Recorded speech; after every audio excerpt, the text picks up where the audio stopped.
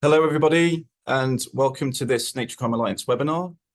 I'm Luke Foddy. I'm the Communications Manager for the Alliance, and it's my great pleasure to welcome you all here today. The purpose of these sessions is to showcase the work of Alliance members and hopefully to spark new ideas among our network for potential collaborations, but also to share knowledge and insights among the group. Now, we have three really interesting topics to explore today. In a short while, I'll be inviting Eugénie Pomeau from the International Fund for Animal Welfare, or IFAW, who will be talking to us about the online ivory trade across Europe. Then we'll be turning to Matt Feiner and Nadia Mamani from the Amazon Conservation Association, who will be sharing insights from their work tracking illegal gold mining across the region. And finally, we'll be hearing about the role of US transnational whistleblower reward laws in the fight against nature crime with Steve Cohn, who is chair of the National Whistleblower Center. But before we get into that, it's my great pleasure to introduce Julia Stange, who is the director of the Nature Crime Alliance, who is going to share some updates since we last convened. So Julia, over to you. Thanks. Thank you so much, Luke, and a big thank you to our speakers today for joining us. I am very much looking forward to hearing more about all of your organization's work on tackling nature crime. Very briefly, just before we start, I wanted to share with you a few updates. And in terms of new members, we're celebrating doubling our government membership in the last period. So we now also have governments of Malawi and Ghana joining us in Africa. We also have welcomed new government members, International Lawyers Project, International Fund for Animal Welfare, Wildlife Investigators Training Alliance, and we're very pleased to also welcome UN agencies, two of them, UNICRI, and the UN Environment Programme, who's joined us as a part of the event that we held in February in Nairobi at the UN Environment Assembly. Since the last webinar, the Alliance has moved firmly from the recruitment and the development phase into our first phase of implementation. And the priority for this first half of the year was really to engage our founding members to refine the ideas that they had for working groups within our strategic priority areas. And so just to recall, those include law enforcement and legal frameworks, support to frontline defenders, tools and technology, financial crimes, strategic communications, and resource mobilization. So I'm very proud to announce a series of new working groups and targeted support that the Alliance will be convening, leveraging the Alliance platform and catalyzing function of the Alliance.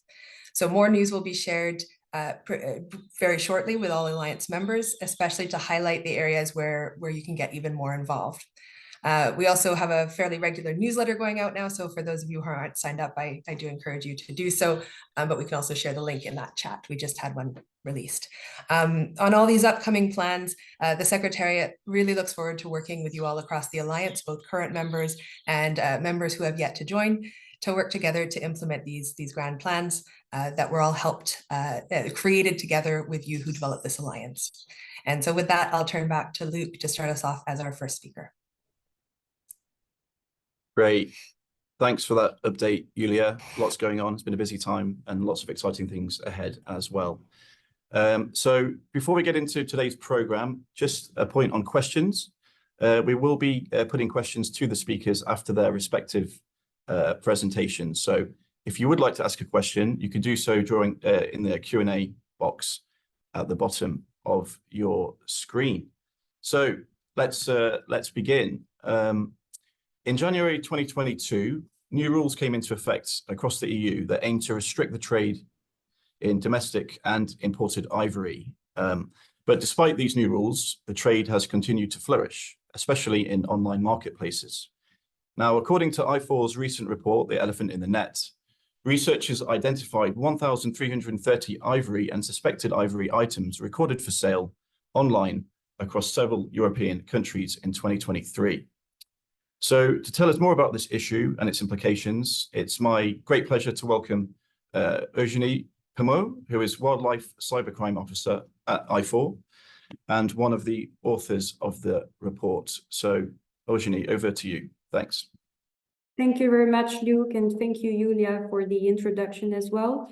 And hi everyone, very happy to be able to share the findings of our report here. So I'm just going to share my screen, and I think, is it all right? Can you all see it? Looks great. I can see it, yep. Thank you very much. So I'm just gonna... Okay, just before I start diving into the research, I just wanted to make a brief introduction of IFO for those of you who don't know the organization. So as Luke said, IFO stands for the International Fund for Animal Welfare. We are a global nonprofit that strives to make animals and people thrive together. We have offices in 15 countries, but we are active in more than 40 countries. And in total, we are over 300 employees across the world. So our two pillars are welfare and conservation. And under these two pillars, we have different programs. So for example, as you can see here, disaster rescue or marine mammal rescue and rehabilitation. And under conservation, we have our program for wildlife crime. So our goal in terms of wildlife crime is to combat it at source, in transit, and at the point of sale. And that obviously involves fighting it on the world's biggest marketplace today, the internet. So as you might already know, there are millions of live animals and products that are being sold online, some legally, some illegally. But it's very easy because the internet is anonymous, it's open all the time, poorly regulated, and so it's very easy for sellers and buyers to connect even from one continent to another. And we have been monitoring the online sphere in terms of wildlife crime since 2004, and it keeps growing since that time. And we also see a wide variety of species that are being traded online.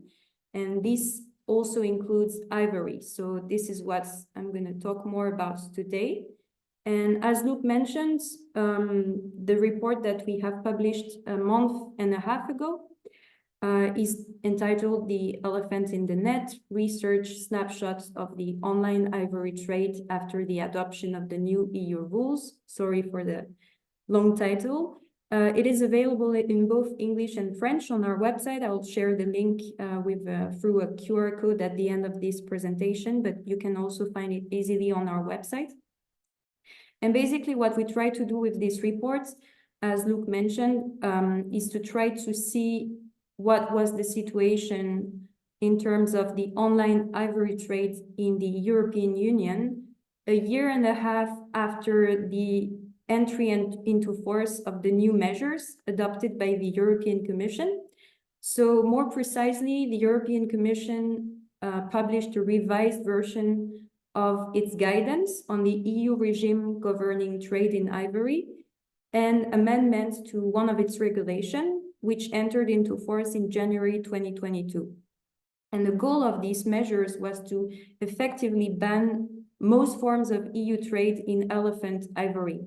And these measures were for us considerable achievements, the result of years of lobbying, not only from us, but also other organizations. And these were the strongest and are still the strongest measures so far of the European Union in terms of ivory trade. But, and it is important to note, most of these measures are not legally binding. And so it's really up to the member states to implement it at their level and to the priority that they consider it should be given. So we asked experts to search online marketplaces and auction websites in 7 EU member states: France, Belgium, the Netherlands, Spain, Italy, Portugal, and Germany, which we chose because we already knew that before the measures were adopted, there was already a significant offline and online trade of ivory in these countries. And also because we have good connection with authorities and online marketplaces operating in these countries, so it would give more impact to our work. And so the researchers looked for ivory items and suspected ivory items from different ivory-bearing species that were advertised for sale online. And so they did that in two parts, in two rounds last year. The first round in May and the second round in August. And in total, these two rounds lasted for 23 days. Equal amounts of time were spent for each country. So in total, there was the research lasted for 23 days, and it was about 3 days per country. So what did the researcher find? In total, they found over 1,300 ivory and suspected ivory items on 831 advertisements across 49 websites. Most of this ivory came from elephants. We also weren't able to identify about 20%, in 20% of these adverts, we weren't able to identify the species of origin of these ivory items because of the quality of the pictures, which is sometimes intentionally blurry, as you can imagine. And most of these adverts were selling worked ivory in the sense defined by the European Commission. So worked ivory means ivory that has been carved, shaped, or processed, either fully or partially, and which does not include whole tusks in any form, except where the whole surface has been carved. So what we found was that most of the ivory sold was worked ivory, but there were still 2% that was raw ivory. And even if in proportion that is not a lot, and it's still concerning, especially for elephant ivory, because the new measures adopted by the European Commission are stronger theoretically when it comes to raw ivory. Commercial imports, internal trade, and the exports of raw elephant ivory from the EU are prohibited except for very strict exemptions. So the fact that we still were able to find them is quite concerning. What is also concerning is the fact that not only did the sellers not try to hide the fact that they were selling ivory, but they, in a lot of cases, more than the half of them were openly claiming that the item they were selling was ivory. So this is quite concerning too. And so when the sellers are selling on this website, you know, they categorize it in different categories. And the most, the categories in which we found the most important numbers of items were sculptures, miniature paintings, and jewelry. As you can see in the pictures that I put, that represents this. And so, as I mentioned earlier, the new measures provide that trade in ivory is prohibited, except for very limited exceptions. And for this exception, you would require a certificate or a permit that would be delivered by a relevant authority. So in our research, we were looking for these kind of legality proofs. And what we found is that in about 3/4 of the adverts, the sellers were referring to some form of legality. So for example, they could be claiming that the item they were selling was an antique piece, or they would, for example, use the word CITES. Sometimes it would be more explicit, sometimes more implicit. But out of all the adverts, only 9% of them were actually providing verifiable evidence. So that would be a certificate number, or a scan of the certificate, or a certificate of authenticity. But that was very rare. And in some countries like the Netherlands and Italy, there was not even one piece of evidence provided. And what was even more concerning was the fact that for raw elephant ivory, there was not a single piece of evidence. And normally, as I said earlier, the rules are stricter for raw elephants. So that was also quite concerning. And one thing that we also noticed is that even when certificates were provided, in some cases, we had reasons to doubt this certificate, either because the person selling the item was also the person who authenticated the piece as an antique, or sometimes there was a CITES certificate, but we are in touch with an expert who is very good at distinguishing ivory from different species and dating ivory, and she was very much doubting the fact that this was an antique piece. So even with a certificate, sometimes it feels like it can still be suspicious. One other aspect that the researchers looked at in this research was the location of the sellers and to what destination the items could be shipped, because the rules that come from these new measures are stricter for imports and exports than for intra-EU trade. So what they found is that although a large majority of the sellers were located within the European Union, 41% of them offered extra EU trade. So when I say extra EU trade, it's just basically that on the website there was an international shipping option. And so anyone in the world, or at least in a country that's outside of the European Union, could have purchased that item. And that's what we found for this 41%, but actually could be even more, because in 45% of the cases we were not able to say whether the shipping was limited to the EU or not. So it could be even more than just 41%. And this, again, is highly suspicious for us, considering the fact that these exports and imports are normally reserved for exceptions. So if I have to say, it's only for musical instruments from dating from before 1975 and for antiques sold to museums. So you can imagine that this is very rare cases, so it would be very strange to see that.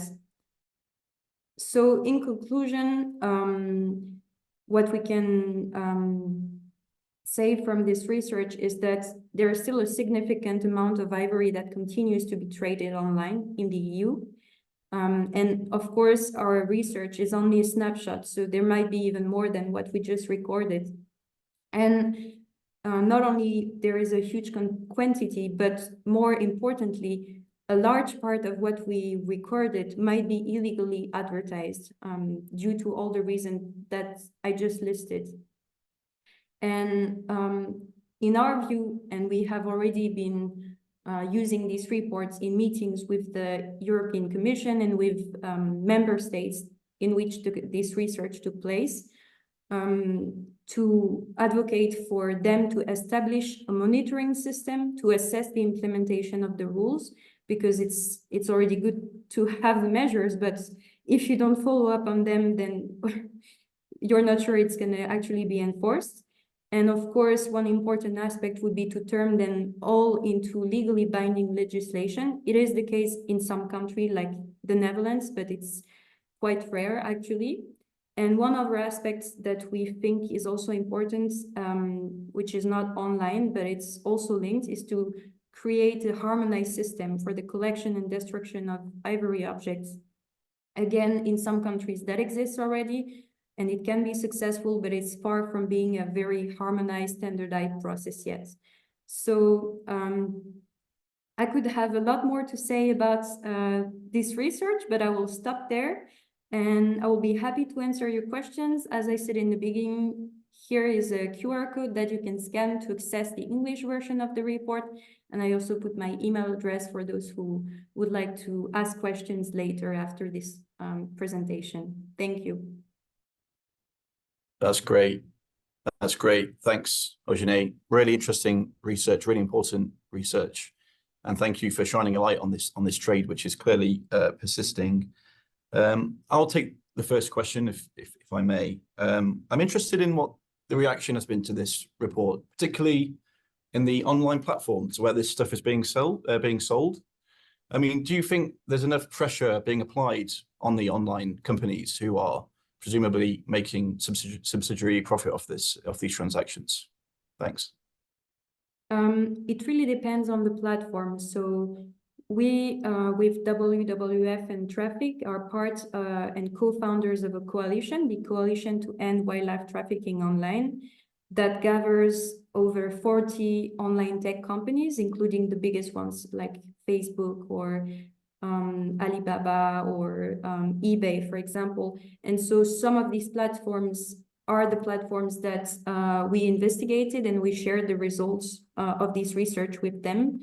And it was good to see that for some of them, they are really, taking this issue seriously and trying, maybe not their best, but trying to make good efforts. But it's always a very tricky question because it's all a matter of resources. And of course, there can be other topics that they see as a bigger priority. For example, drug trafficking or child abuse images circulating online, for example. And now with there's one thing that might change the game. It's in the European Union, at least, it's the Digital Services Act. So it's a new piece of legislation that has started to enter into force very recently in February, if I am correct, this year. And so with this new piece of legislation, online platforms kind of become accountable for the content that circulates on their websites. And so if we signal to them something that we suspect is illegal and they do not react, then they become responsible for these contents. So it can kind of turn things, but again, it has only started. So we need some time to see any changes. And it really depends on the company. Some of them will have more resources or take this seriously, and some of them will take this a bit less seriously. Great, thank you. And just a reminder, if anybody has a question for Eugénie while she's here, please do get involved with the Q&A function. Eugénie, I'm quite interested in like the process for this research. What would you say was the biggest challenge that you faced in conducting? Because obviously it was mostly open source. What would you say were the biggest challenges in the report of this nature? Thanks. Interesting question. Well, there are many different aspects.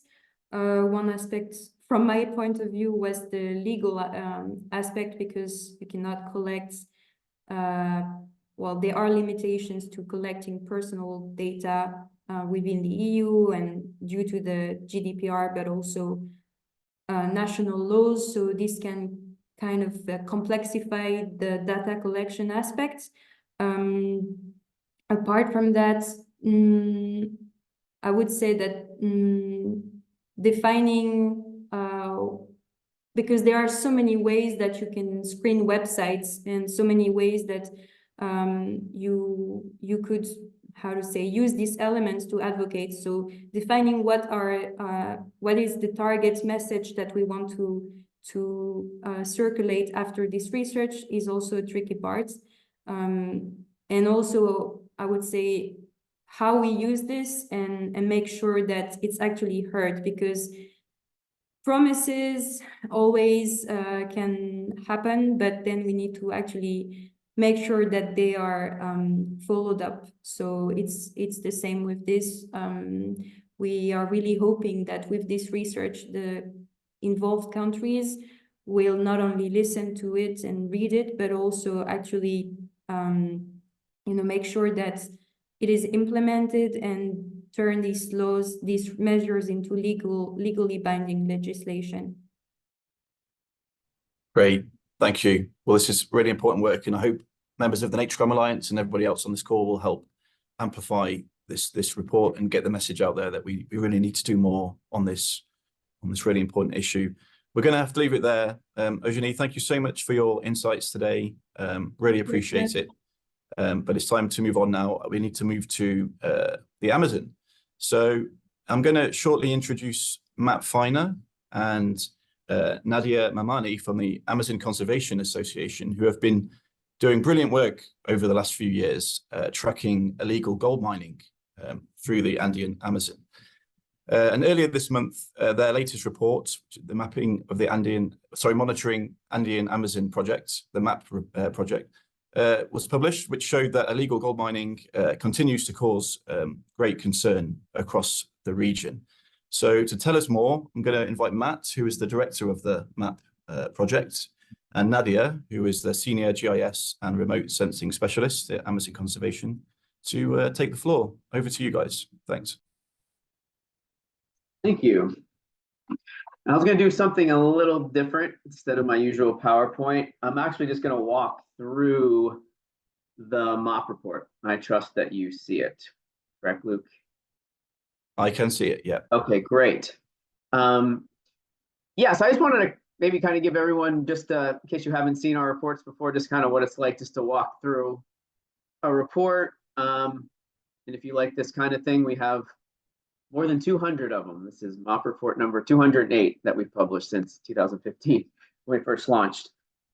Okay, so to dig into the report, we were focused on gold mining in the southern Peruvian Amazon, which I think is one of the more, if not the most emblematic cases of mining and illegal gold mining across the entire Amazon. And we were trying to give a snapshot of what's happening here over the past 3 years, from 2021 to 2024. So this kind of extended look, but in recent times. Just a quick look at this. So just to emphasize real quick in the introduction, we note this work has been funded by the governments of US and Norway, particularly through USAID.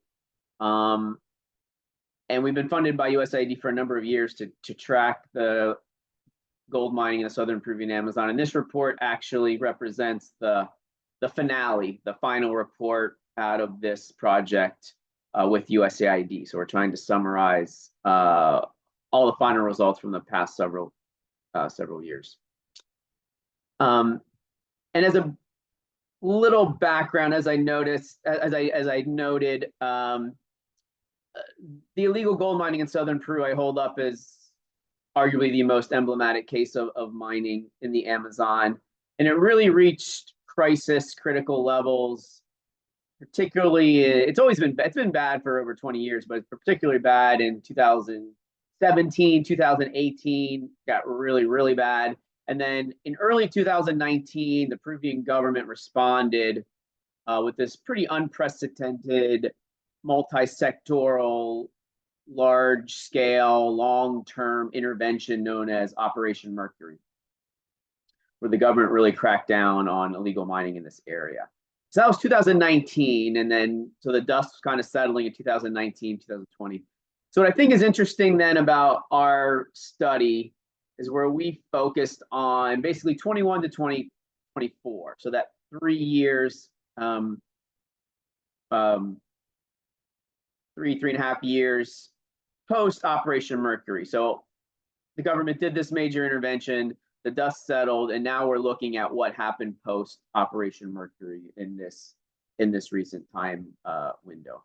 And just to note, this image that you're looking at here in terms of this is just the nature of the mining. It's this is the kind of classic example of Amazon mining, where it's very severe in terms of expanding gold mining deforestation, basically just eating away at mega diverse, carbon rich primary Amazon forests. So very graphic examples of illegal gold mining. Okay, so jumping into the results then. So basically we found over that 3 years, despite the events of Operation Mercury, that the gold mining deforestation continues. Over 30,000, nearly 31,000 hectares, which is equivalent of about 76,000 acres. But what we do is we really dive into to really try to understand the nature of that 31,000 hectares or 76,000 acres in terms of what does this recent gold mining deforestation really mean? So I'm going to walk through the details of this data. And so here it is visualized. Zoom far out of the way. And so what we're looking at is you can see this is we're in this box here. So we're in the southern Peruvian Amazon, basically where the regions of Madre Dios, Cusco, Puno meet. And it's a very biodiverse area. It's an important area for protected areas. You can see in the green, all the protected areas. We don't have it on here, but the famous Manu National Park is up here. And it's also very important for native communities. The native communities are this kind of grayish purpley color. So you have the protected areas in green, and then the native communities you can see kind of scattered throughout. And then what makes this situation really unique that I really need to highlight here in presenting these results is this interesting case where we actually have this designated mining corridor that the government established to try to promote legalized mining through a formalization process. So you can see the mining corridor outlined in orange. And as you can see on the map, it's actually quite a vast area. And so it's a very large designated mining corridor. So now what we're seeing here is color-coded is the mining deforestation. So black is the historical mining deforestation. So when I noted things were like really, really bad in 2015, 16, 17, 18, it was in this area known as La Pampa. This black area here is where the gold mining was really, illegal gold mining was really extending in the buffer zone of Tambopata National Reserve. But now what we really focused on is illustrated here in yellow and red. So the yellow and red basically indicates that 30,000 hectares of mining deforestation between 21 and 24. The yellow is all the mining deforestation within the mining corridor, while the red is the recent mining deforestation outside of the mining corridor. And so basically here, more or less, yellow is our proxy for legal mining, where red is our proxy for illegal mining. And so maybe just to jump down to this graph then, one of the more striking and important findings that we had is 74% is the yellow. It's the mining in the mining corridor. So basically you have this concentrate, and you can see how that yellow is scattered. You can see across the landscape, you have quite a bit of that yellow, that recent mining deforestation within the corridor. And I think this is whereas 24%, the remaining 26% would be the illegal mining. And that is distributed through the native communities, the indigenous communities in the buffer zones of protected areas, mostly. So for example, you can see, as I noted, the native communities are this kind of light purple thing. So you can see how much of the red that you do see is in native communities such as Barranco Chico here. See this example here. In this community, San Jose de Carene here. And then you can also see quite a bit of red in the buffer zone of Tambopata National Reserve. And so really one of the key findings that we have is basically two things. One is that because I think when folks talk about mining in the Amazon or southern Peruvian Amazon, there's this thought that it's all illegal mining. And there's this important distinction to make that actually the vast majority, 74%, is actually in this mining corridor. So I think there's two real storylines going on. One is, and we don't actually have the decisive data, but based on some preliminary data that we do have, and this is a study that we eventually do want to do, but if we compared the mining deforestation pre-Operation Mercury versus post-Operation Mercury, I believe that we're going to see that there has been this consolidation of mining within the corridor, that illegal mining was much higher percentage-wise pre-Operation Mercury. So I think what we're seeing is this consolidation of gold mining within this mining corridor. So I think that leads to a lot of discussions about what exactly the play here is with the Peruvian government in terms of, okay, mission accomplished to some degree in terms of trying to concentrate mining in this corridor, but it's still not really okay to obliterate this whole vast area that is such a critical area in terms of connectivity between Manu National Park to the north and Tamapata Reserve and Manu and Madidi National Park to the south. But for this presentation, for the nature crimes, we'll focus more on the illegal gold mining, which is the mining outside the corridor. And you can see it's problematic in the buffer zones of protected areas.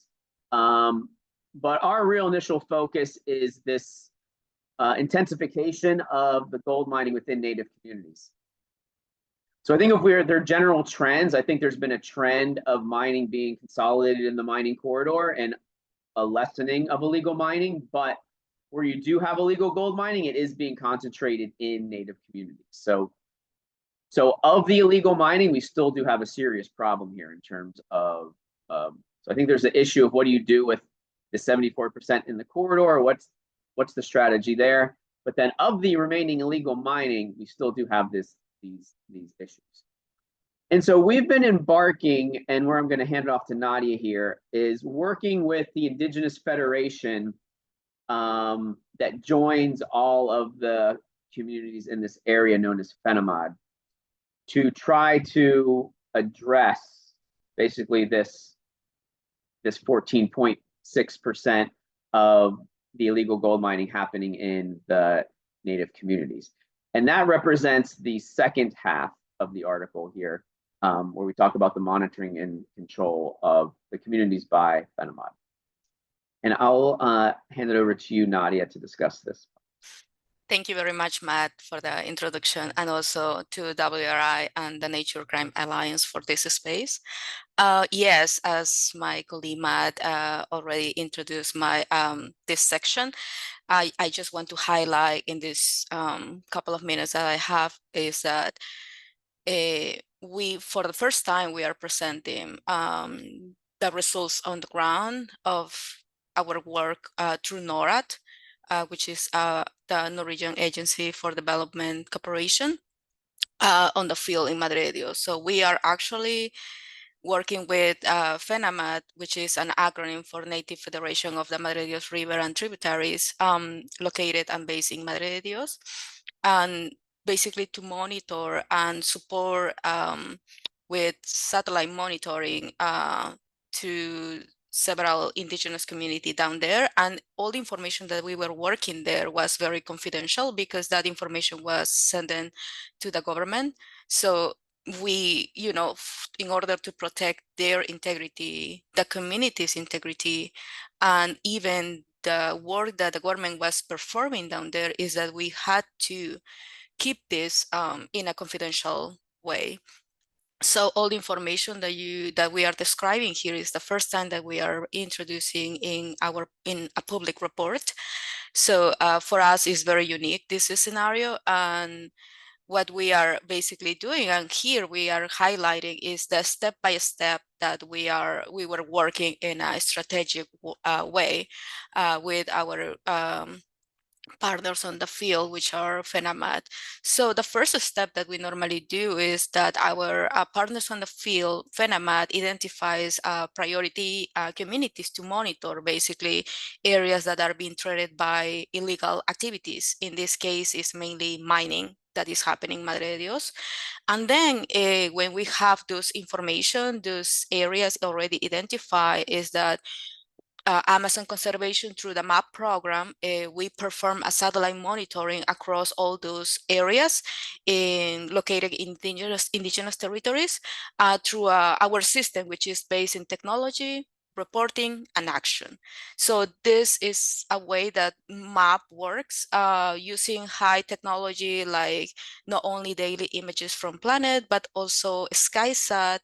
And I can explain a little bit the main role in SkySat, which is basically identifying and quantifying camps, machineries, and even some areas, how, to measure how much is the distance between one mining area and the other one, or a mining camp between the other one, to basically provide all that information to the government to maybe plan a strategic movement on the ground.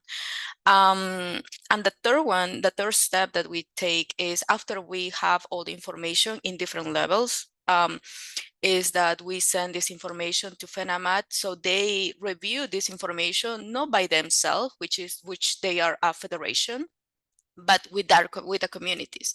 So the component, which is very important, is the community's vision, and with them, and they know very well their territories, is that they basically confirm the information, sometimes sending to the monitors and the leaders to the field. But when this is very high risk, that's when we use the SkySat to basically avoid any threat to the people from the community, to secure their safety. And basically that process that FENAMAT does is that, verifying the information on the field with the communities, and then finally they together decide which cases they want to request a criminal legal process. And the first step is FENAMAT has a legal representative, a colleague that is a lawyer, and it's actually something unique of this project from NORAD, which NORAD is, hiring a specific lawyer for this local organization. That makes unique because he's in charge of create a legal complaint and also do all the follow-up, process, because some cases takes years. Like we have some from 2022, and finally we have final results in 2024. So with this person, he's in charge of formulate the environmental legal complaint files and to deliver to the right government entity, mainly to the prosecutor's office, specialized in environmental matters in Madrid, which is called FEMA, and the police or any government entity that is being identified. And finally is the action, when the government leads an on-the-ground operation, which is an intervention to confirm and collect evidence against illegal activity. So after this, Matt, if you can scroll a little bit more, in the results, we have a map where we basically are showing our emblematic case that actually the first operation that was in 2022 was highlighted in national news in Peru, and I can share also the link for that. But here, what is very important is that we actually achieve a significant reduction of illegal deforestation caused by gold mining. Between 2022 and 2024, we currently have, I need to add one more from the report, we had 6 interventions on the ground, and the report was 5, but it's because at that time we only have 5, but the 6th one was actually at the beginning of this month on May. So, and we are actually, receiving several requests from other communities, and we are expanding our work to other communities in Peru. And what I want to say is that one of our important components here is that we support and promote the protection of environmental defenders through the use of high technology like SkySat, as I mentioned, and this is very essential to mitigate risk in environmental defense work, to prevent community leaders and members from being exposed to illicit groups. So that's something very clear that we have, and we are really working in good directions with all the illegality and, you know, the issues that this region has actually with gold mining. Thank you for the space, Luke. Go back to you. Well, no, thank you to you guys for this really important work. Thank you for raising awareness of these issues and what's happening on the ground. I'm sure there are lots of questions. I'd love to ask my own question, but I'm just conscious of the time. I want to give enough space for our last presentation with Steve Cohn. So if people do have questions, you can either put them in the chat or connect with Matt and Nadia offline. But thank you so much, guys. Really appreciate your time today. So let's move on to our final presentation. US transnational whistleblower reward laws offer major opportunities to support the fight against nature crime, but many of these opportunities heralded by the laws are not well known amongst CSOs and other actors. And that's something that Steve Cohn, who is the chair of National Whistleblower Center, is trying to address. So to tell us more about these laws and how people can use them more effectively, I'm going to hand over to Steve. Thanks for your time today, Steve. Great to see you again. Great, and thank you for this opportunity. I'm here with Kate Reeves, who's running our communications and our programming. I just want to say that a lot of environmental crime and all crime is economically motivated. And also, all because something may be legal, it doesn't mean that illegal means were not used to achieve it. So, for example, bribery of government officials. We have great laws, transnational laws on bribery of government officials. So it may look like, for example, mining is being done within a legal area, but were bribes paid to make those boundaries? Were bribes paid to get the leases to do that mining? My understanding, my experience, that they usually are. By looking at the transnational whistleblower laws, we're looking at the economic motivation behind wildlife crimes, nature crimes, and other crimes. And it's often by tracing the money, you can have the best prosecutions. It's well known that Al Capone, the most notorious gangster in American history, never went to jail for the numerous murders he committed. He went to jail for tax evasion. They could follow the money.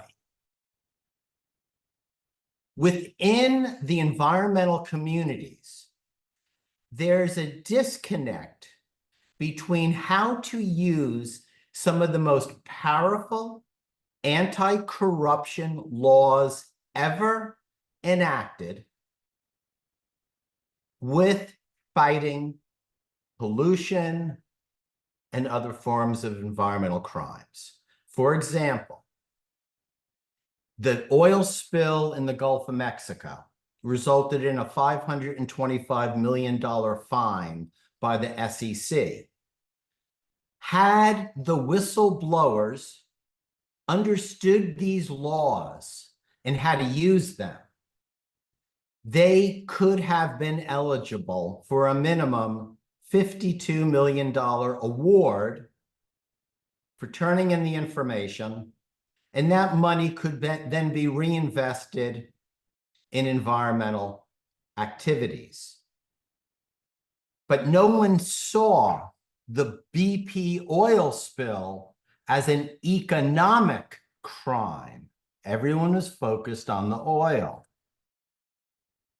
Recently, Volkswagen got nailed for $4.3 billion fine for what was known as Dieselgate, putting tons of pollutions into the atmosphere. And once again, people looked at this as an environmental disaster. Engineers stepped forward, I'm sure risking their jobs, blowing the whistle, focused on the environmental impact of these crimes. But lo and behold, there were 4.3 billion in sanctions. The economic tie-in to like Volkswagen's drive for profits resulted in that this massive violation also was covered under a transnational anti-corruption whistleblower law that permits whistleblowers to file their claims anonymously and confidentially, strong anti-retaliation provisions, and mandatory monetary awards. But once again, the right to use these laws and how they are used has remained relatively invisible within the environmental, nature crime, and in fact, international NGO communities. And it's our position this must end.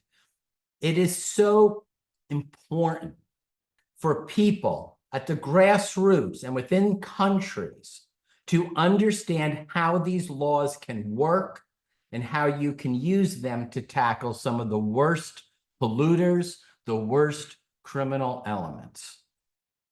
Here's another example. There was a dam broke, an environmental disaster in a Brazilian mining company. And again, this is viewed as an environmental disaster. Well, guess what? The company paid a $55 million penalty under one of the transnational anti-corruption laws for which there's full whistleblower coverage. If there were whistleblowers in Brazil who understood the bribes that were paid or the environmental violations or the engineering violations, who understood the cause of this disaster, and they had the right to anonymously and confidentially report that information, they would have full protection, and ultimately they could obtain an award of between $5 to $15 million. The key to the award is not just giving compensation to frontline whistleblowers risking their lives and jobs. It's also sending a message to other employees, other whistleblowers, that there is a safe and effective avenue to fight these corrupt entities. But it remains primarily invisible. In the United States, we have about 40 years experience using these types of laws. And they all are structured in the same way, and I'll discuss it. But once people know how to use it, once whistleblowers understand this, their lawyers understand this, the NGOs understand this, it converts whistleblowers, and this is an exact quote from the Assistant Attorney General responsible for implementing these laws. And he calls them the most powerful tool the American people have to protect the government from fraud.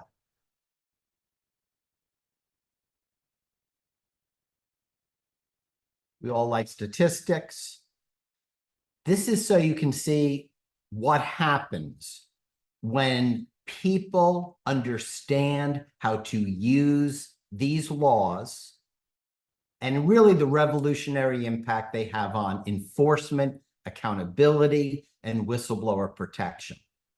The first modernized whistleblower law was passed in 1986, and it started to be used in 1987. And what you can see is in 1987, the US government on its own could find about $80 million worth of fraud. And whistleblowers just started using the law. But you can see as people learned about this law and started using it, by 2023, 77% of every successful fraud case was turned in by a whistleblower. They recovered over $50 billion from fraudsters. That doesn't include the many people who went to jail, companies bankrupted. The worst of the worst get wiped out, but a lot of the companies are able to pay. So when they say this is the most effective, it's supported by empirical data. There is a growing international recognition of the importance of using these transnational whistleblower laws. The OECD studied them, and in their 2022 report noted that they're a very good practice. They have powerful incentives. And they're now, the OECD is supporting this type of law. So let's cut to the chase. Who's covered? This is from an actual decision of the U.S. Securities Exchange Commission giving $30 million to a non-U.S. citizen who reported bribery in a foreign country. And the anti-bribery law is so critical because that's how people get the leases, the permits. That's how they get the ability to exploit resources that undermine the environment and worse. So you can see in the decision, it's straightforward. Everyone can read it. It makes no difference whether the claimant was a foreign national. This is so important. The laws cover whistleblowers, whether they are Brazilian citizens, South African citizens, Americans. The claimant resides overseas. The information was submitted from overseas, where the misconduct occurred overseas. The laws are transnational. So the good news is that whistleblowers are starting to use the laws. And as of 2021, all the countries in black are where whistleblowers have actually filed these transnational claims to the United States. And it was 5,900 as of 2021. We don't have statistics after, but it's probably well over 10,000 by now. But this is the even more important map. By using whistleblower tips, the countries in red and maroon, we were able to do successful prosecutions. We were able to get information about bribery in these countries and actually hold those who pay the bribes accountable. Then you can see the countries in black. These are the countries that are paying the bribes. So this is such an important thing to understand. The rich Western companies are paying the bribes, and the poorer developing nations are being exploited. We all know that whistleblower protections in a country like Argentina, India, Nigeria, Angola are weak or non-existent. But the ability to use a transnational law to confidentially and anonymously make the report changes the power dynamic. So the OECD, they love this program, and they studied where were the successful FCPA cases coming from. They said 40% directly from whistleblowers. This is international now. This is not whistleblowers in the United States. These are international whistleblowers. My concern with that 40% was also reflected in the OECD report, which is most likely most of these whistleblowers didn't know of their rights. Many of them, if not all, could have obtained significant protection and monetary awards, but no one's telling them. Nobody knows. Well, some people know. There's been about 800 million in awards paid. 20% through the news media. Well, we're going crazy on this because whistleblowers report to the news media. But we've studied this, and although these whistleblowers are initially protected, they almost all lose their protection by going to the news media. It's wrong. We're trying to fight back. 20% from NGOs and international law enforcement. Again, we have looked at this, the regulations and laws, and pretty much every single one of these people are disqualified from coverage, although they didn't have to be. If they understood the law, they would understand how to obtain the coverage, even if they're going through and reporting through an NGO. So we're looking at 40% disqualified by total ignorance, 40% question mark. Now, the US government, with their hundreds of millions and billions of dollars in law enforcement resources, is able to capture about 10%. I would venture to say even that has whistleblowers. Corporate self-reports, 10%. There's so much emphasis on corporate self-reporting, corporate this and corporate that. They're a small fraction of the reporters. And guess what? Most of those cases, there are internal whistleblowers that drive the case. How much more time do I have? Okay, I'm just trying to keep within my time. Be good to wrap up soon, Steve, because we're actually already Sure. gone over. Then my last slide is this, to give you an understanding of the scope. These are oil and gas companies, straight down. These are where they were headquarters. You can see the broad transnational impact, and this is how much sanctions they had to pay under foreign corrupt practices. In short, by activating the transnational whistleblower laws, there are effective tools to fight the largest corrupt elements, including nature crimes. Thank you. Thank you, Steve. Really interesting work. We have gone over, but I will continue a little bit longer because this is being recorded, so we can put it online afterwards. But some folks would have dropped off by now, which is fine. If people do need to drop, then that's also fine. Thank you for that really interesting presentation. I mean, I think it's really important to stress that these laws aren't just about rewards, they're also about the deterrence factor.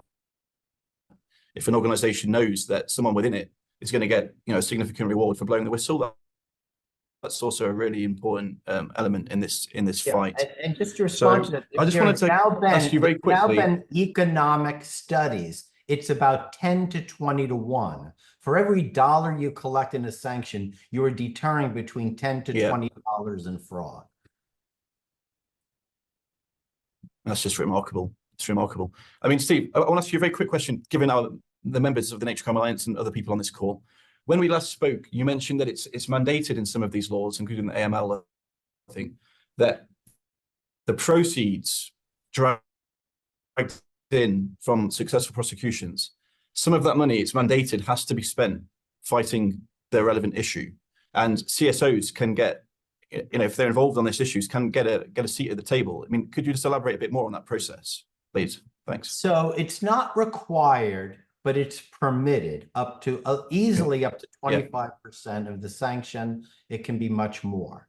We have now documented about $1.5 billion from US transnational prosecutions going back to law enforcement agencies worldwide. We've also documented millions of dollars going to NGOs for environmental conservation purposes. One thing that we are very frustrated about is that the international community does not understand this. They do not understand that they need to get a seat at the table. They need to fully participate in these prosecutions and get in on the action. So, as I'm saying, is we've looked at the Act to Prevent Pollution from Ships specifically. And under that, the United States environmental agencies have regularly given 25% of every fine and penalty for environmental conservation, often to NGOs. This could be duplicated across the board. But I will tell you right now, in all the foreign bribery cases, I don't see any NGOs coming to the table. Even when that bribery concerns massive environmental violations, people aren't coming to the table and demanding that these resources be put in. So we're fighting a two-front war here, and we're not doing very well. Front one is educating the whistleblowers and their supporters, NGOs, human rights defenders, that they can use these laws. But front number two is demanding that the United States government implement the laws that permit them to give at a minimum 25% upfront for beneficial purposes. We don't want to see the money just go back to the US Treasury, God bless. We think these funds should be reinvested in fighting the corrupt practices the laws are intended to fight. And we're not doing very good on either front.